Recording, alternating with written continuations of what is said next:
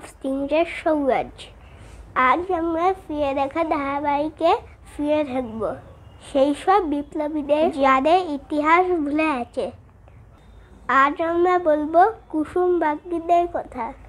কুসুম বাগদি বাড়িতে ছোট 10 মাসের ছেলেকে রেখে আইন অমান্য আন্দোলন করতে গেছিলেন। সেখান থেকে পুলিশ তাকে গ্রেফতার করে। তাকে বলা হয়েছিল বন লিখে ছেলেকে কাছে নিতে, কিন্তু তাতেই করেনি, কারণ বন্ড লেখা ছিল আন্দোলনের জন্য অপমানজনক।